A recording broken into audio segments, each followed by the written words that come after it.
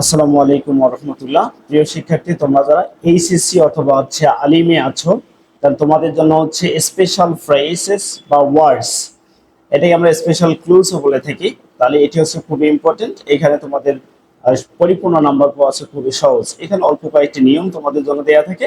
এই নিয়মগুলো সুন্দর করে পড়লেই তাহলে তোমরা কম পেয়ে যাবে ইনশাআল্লাহ। সো 1 নম্বর নিয়ম ওয়াজ বর্ন। আমার ওয়াজ বর্নও লেখা থাকতে পারে প্রশ্নের মধ্যে, তবে এটা খুব কম।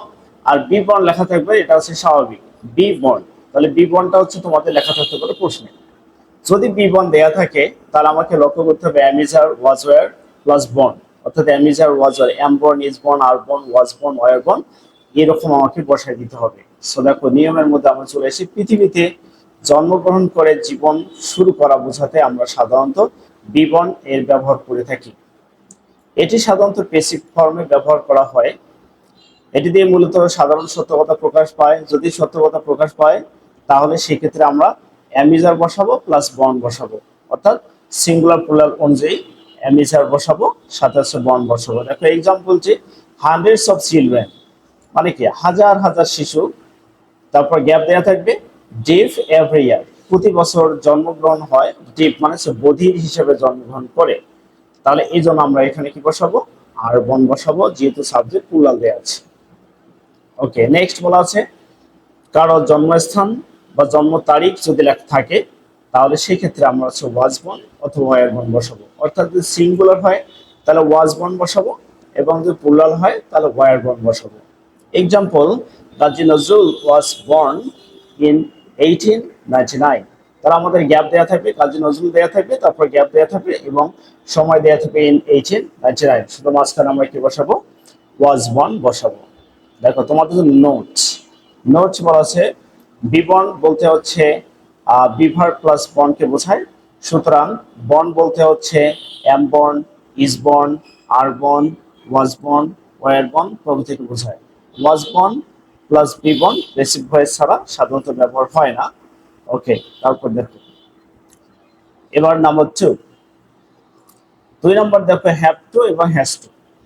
তাহলে হ্যাভ টু এবং হ্যাজ টু এর অর্থ অবশ্যই, অর্থাৎ বাধ্যবাধকতা, করতে হবে, যেতে হবে, খেতে হবে, ঠিক আছে, এরকম যদি বোঝায়, তাহলে সেই ক্ষেত্রে আমরা হ্যাভ টু অথবা হ্যাজ টু বসাবো।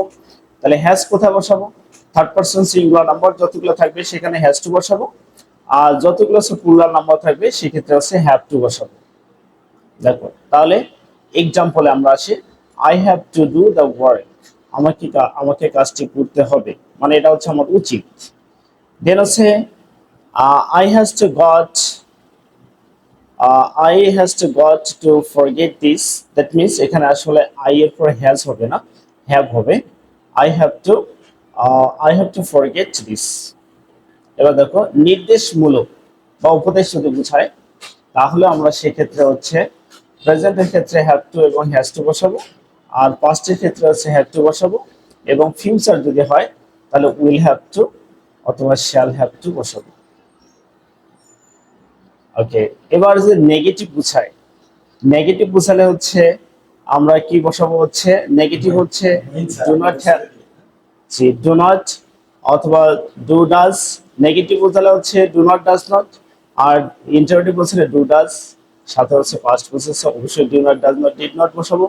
ওকে, সাম এক্সাম্পল আমরা একবার লক্ষ্য করি। দেখো, he does not have to spend more, he does not have to spend more.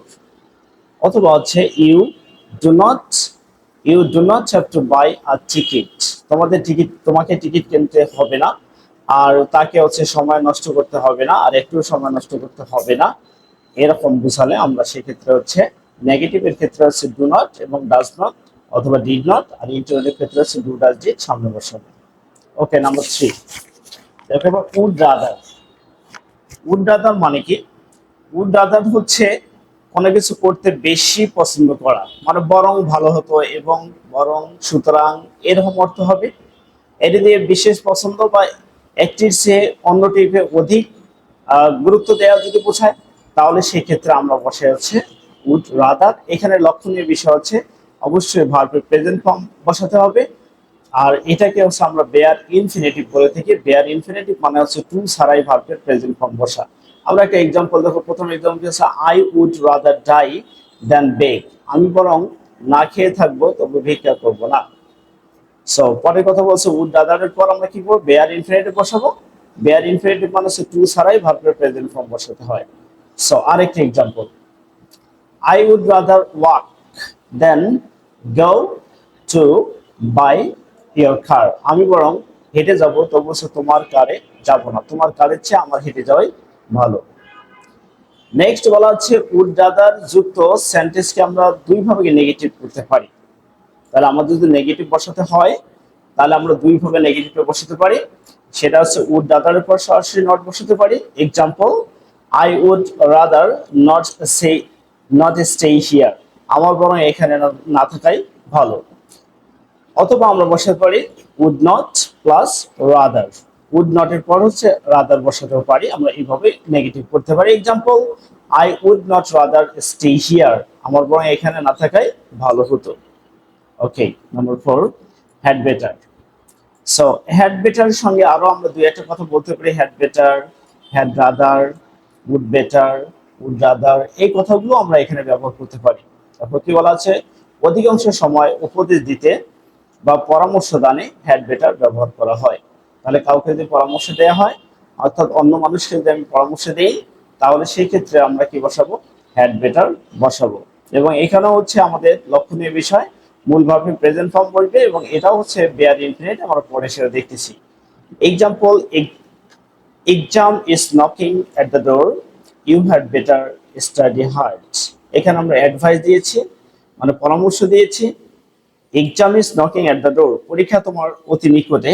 You had better study hard, তোমার অনেক বেশি মানে বেশি স্টাডি করা দরকার ছিল আর কি। দেন হচ্ছে একান্ত কামনা যদি বোঝায় অথবা হচ্ছে লোকজনকে সতর্ক করতে বোঝাই, তাহলে সেক্ষেত্রে হচ্ছে হ্যাড বেটার আমরা বসাতে পারি। Example, my brother had better reach here soon. আমার ভাইয়ের বরং এখানে আসাই উচিত ছিল। ওকে, নেক্সট হচ্ছে হ্যাড বেটারের পর সর্বদা ভার্বের প্রেজেন্ট ফর্ম বসে, একটু আগে আমরা বলেছিলাম। এবং আমরা যদি নেগেটিভ করি তাহলে হচ্ছে বেটারের পরেই হচ্ছে নট বসাবো। Example, you had better not go now. তোমার বরং এখন না গেলেই ভালো হতো। আমার বিশেষ দ্রষ্টব্য সর্বদাই হ্যাড বেটার বসে, কখনো আমরা হ্যাজ বেটার অথবা হ্যাড বেটার বসাতে পারবো না, এটি কখনো বসা যাবে না। ওকে, নেক্সট নাম্বার 5, লেট অ্যালোন। তো লেট অ্যালোন হচ্ছে মূলত আমরা যেমন বাংলায় মানুষকে তুচ্ছ করি, তাচ্ছিল্য করি, সো ইংলিশে এরকম তুচ্ছ তাচ্ছিল্য বসানোর জন্য হচ্ছে আমরা লেট অ্যালোন ব্যবহার করি।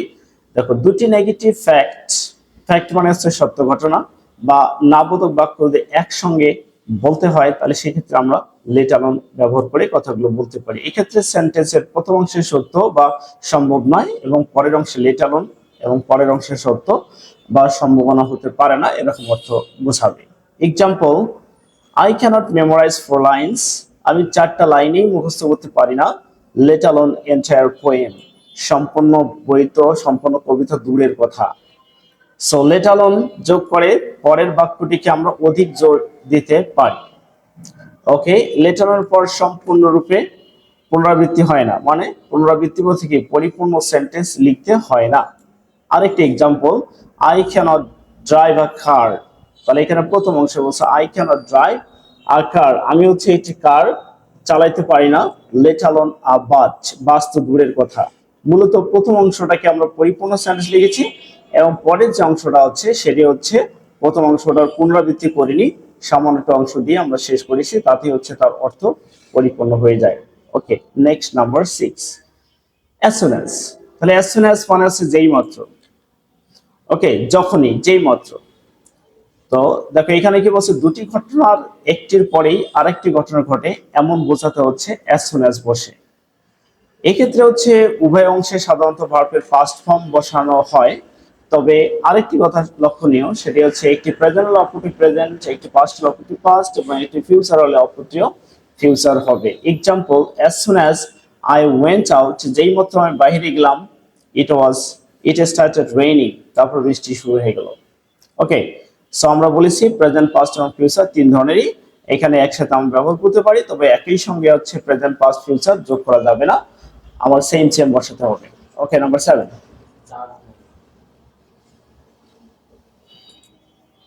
হুম,